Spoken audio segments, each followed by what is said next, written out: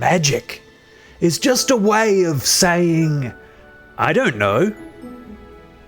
Mystra is the goddess of magic, of spells, and of the weave, which is the source of all magical power in Toril. She is also known as the Lady of Mysteries, Our Lady of Spells, and the Mother of all magic. Or in Rashomon, she is known as the Hidden One. At various times, she has appeared to her followers in such forms as a multicolored will-o'-the-wisp, a dark figure with a blue-white aura of light, or as a beautiful woman whose face betrays past suffering.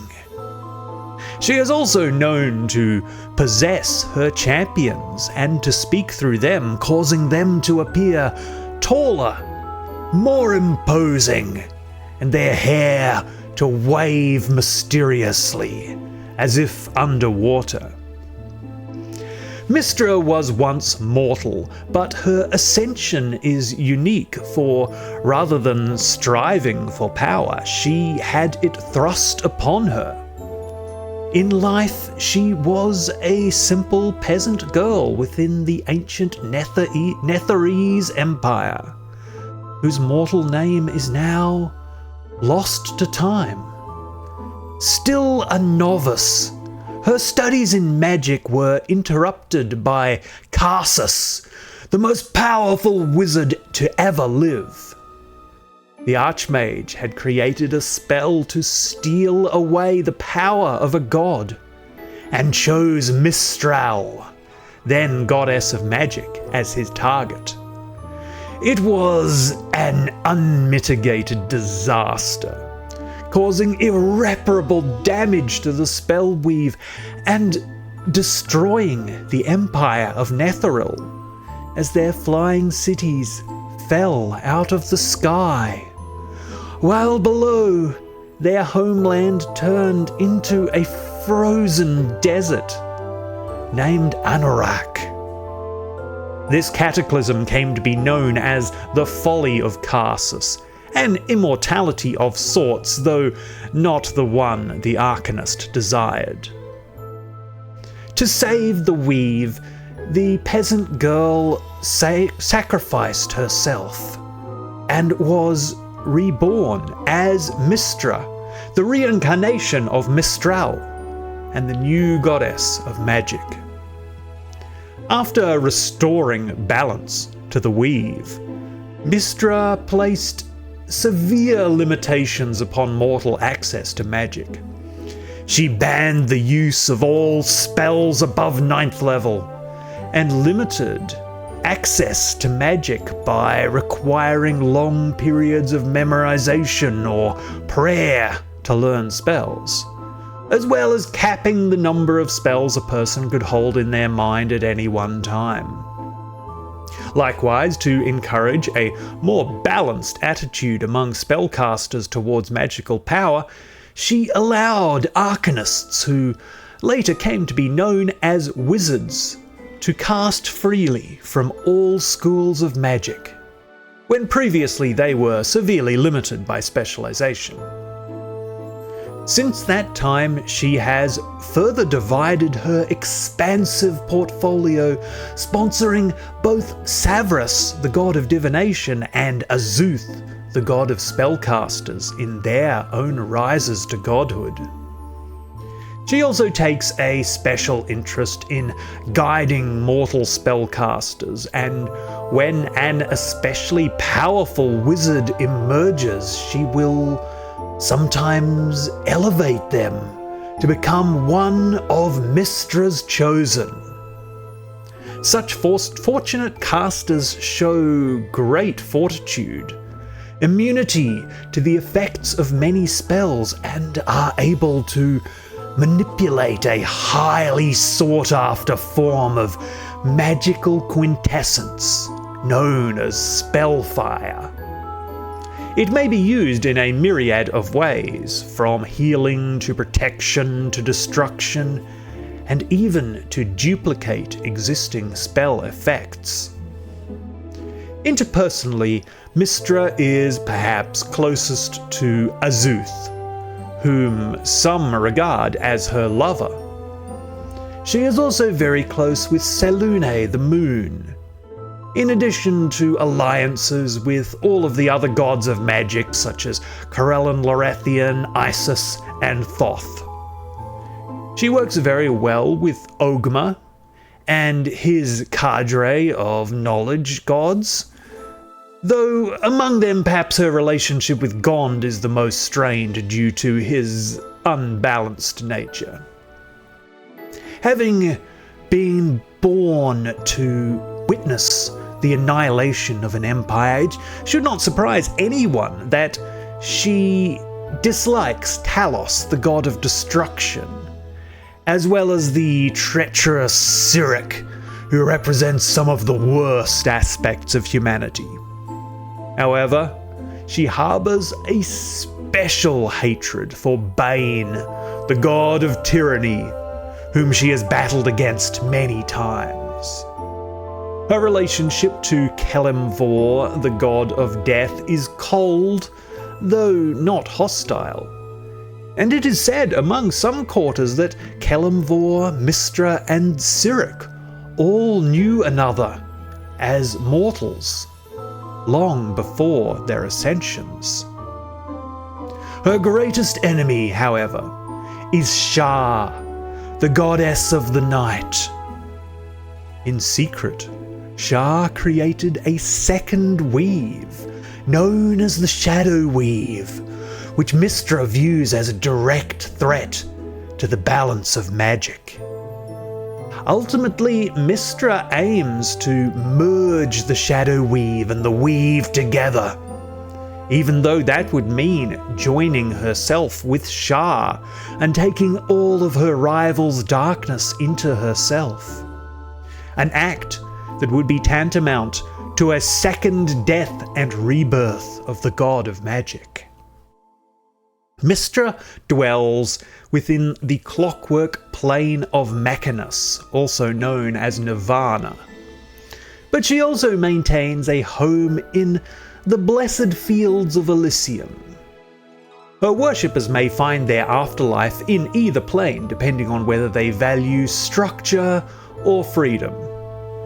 As part of her portfolio, she can sense any use of magic that does not derive from the Shadow Weave, up to 180 days before and after its use. She is similarly aware of the creation of any new spell or magic item. Mystra is a greater deity, ranking among the most powerful in Toril. She is neutral good in alignment, for although she is focused on balance and laws, the nature of her birth created a god that maintains closer ties to their former humanity than many other gods. Furthermore, the ravages of time and having to bear witness to endless cases of suffering have taken their toll on the Lady of Spells, and she has come to believe that, at the end of the day, the only thing that matters is that you try to do good and thus leave the world a little bit better off than when you entered it. Her clerics tend to adopt the Arcana domain, and she grants them the ability to turn and destroy undead. Her weapon of choice is 7 whirling stars, which her followers imitate by training in throwing stars known as shuriken, which follow the statistics of a dart. Mystra's followers, known as Mystran, rank among the more liberally minded worshippers when it comes to devotional practice. They are each allowed to choose for themselves one time of day or night when they pray for spells. The style of praying is likewise left up to the individual. to choose an act that is personally meaningful to them. It matters very little what or when they choose, but merely that they remain consistent within the same routine, praying at the same time and in the same way each day. For the casual worshipper, it could be as simple as merely a whispered prayer beside each spell cast, accompanying a moment of quiet contemplation on the ramifications of the act. But for her divine casters, the key is to choose something truly meaningful that will never become mundane or repetitive, thus losing the spark of magical wonderment that draws them closer to the Lady of Mysteries. The Mystran Church has only one item on their calendar. It is the 15th of Marpanoth, as the autumn leaves fall, being the anniversary of Mystra's rebirth, known as the Ascension. It is a quiet occasion to give thanks and to consider endings and new beginnings. Besides this, the Mystran faith only really has 3 universal traditions. The first, named Starflight, is also the name of a spell known only to the followers of Mystra, which is cast when a new follower joins the faith, or when 2 followers are wed. It involves 2 casters who join hands and grants them the power of flight for as long as the stars are visible in the night sky. The second is Magefire, named for another secret Mystran spell that requires 2 casters and causes cleansing fire to spring forth from both bodies, healing, removing all ailments, illnesses, curses, and even regrowing lost limbs, as well as representing a symbolic rebirth and renewal. The final Mystran rite is the Hymn of the Lady, a solemn plainsong requiem for the recently departed, accompanied by visions guided by Mystra herself. Mystra's church is powerful and well known across Faerun, and a great many of her clerics multi-class as other spellcasters. Indeed, her church allows arcane casters of all varieties to hold rank in her church with the same honour and prestige as divine casters. Her ceremonial garb includes blue robes with white trim, including a heavy dark cloak in colder seasons and climates, and a blue head covering of any variety. Her churches are common in Halrua, in Mulhorand, in Rashomon, in Sembia, in the Vast, and in the North, especially within Silvery Moon, which is known as her favoured city, where she would reside at times when she chose to take mortal form. And many of her chosen were inhabitants of Silvery Moon as well. Plus, of course, Waterdeep, where the entire magical academy known as the House of Wonder is dedicated as a shrine in her honour. Her temples are as diverse as her followers, ranging from formal structures to forested ideals, or deep cave formations. But the common features among them are libraries and laboratories overflowing with arcane knowledge and magical items, and a central courtyard from which one can view the stars. as well as many permanent magical effects woven into the structure itself. Indeed, many of her shrines and individual rooms within temples are established so that any spell cast within gains the effect of a sorceress meta-magic feat by default. Likewise, spreading her favour among all spellcasters, Mystra also sponsors a paladin order known as the Knights of the Mystic Fire, who protect her temples and her colleges, in addition to accompanying her clergy in search of magical secrets. Also a society of rangers, known as the Order of the Shooting Star, who act as spies and scouts, charged with hunting down unleashed magical beasts and extraplanar entities that threaten the peace. Likewise, a collection of bards, known as the Children of the Starry Quill, specialize in research and the gathering of lost information, some of whom are also dual members of the Harpers. In my world, Mystra and Azuth are no longer lovers, for she is in love with Selune the Moon.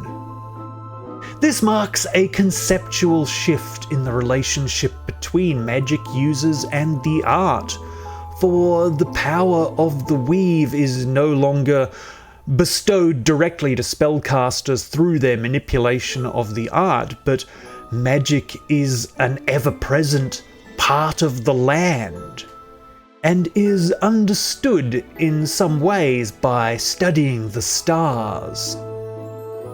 In this way, there is magic inherent merely by the act of ruling the land itself, such that the inheritors of noble birthrights may, through largely unknown rituals, command the land itself to rise up and obey them through the divine right of kings.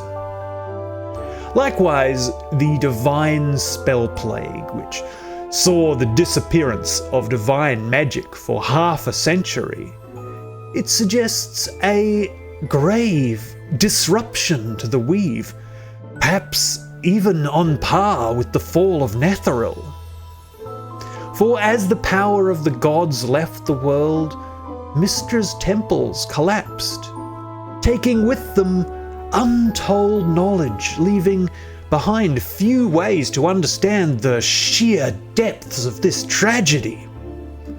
However, the persistence of arcane magic and the re-emergence of divine power half a century later does speak to the survival of Mystra in some form or another, despite her ongoing silence. Which leaves some venerable wizards to wonder if she truly attempted to unite the weave with the shadow weave after all, to catastrophic effects. Perhaps a solitary clue as to the threads of fate that tie Mystra to the mysteries of the realms of heterodoxy lies in the character of the heretical, meddling Sura named Voran. An ethereal spirit, like a god, but not quite a god. He emerged to protect the world from an all-consuming darkness in the absence of deities. He is known as the Lord of Mysteries, perhaps an echo or a tribute to Mystra.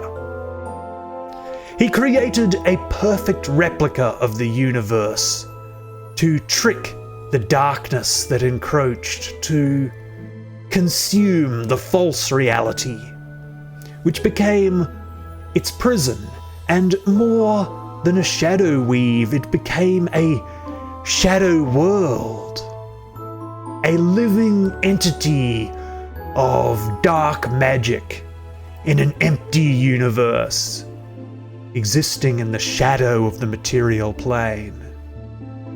It is this event, this trickery at the hands of the imposter god of magic, that did not defeat the darkness but merely delayed it, buying time.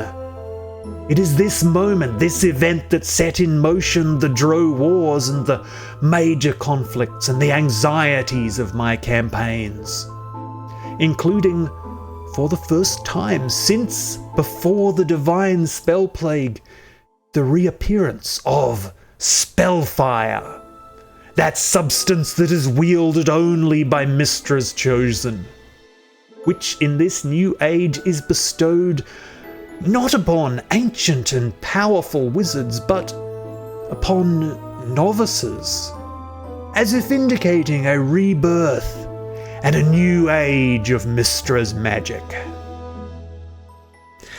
The teachings of Mystra are as follows. Love magic for what it is, rather than trying to force it to become what you want it to be. Wisdom is knowing when to use magic and when to refrain from the art. The threat or promise of magic is greater than its effects, so you should use it less as you grow more powerful in its use.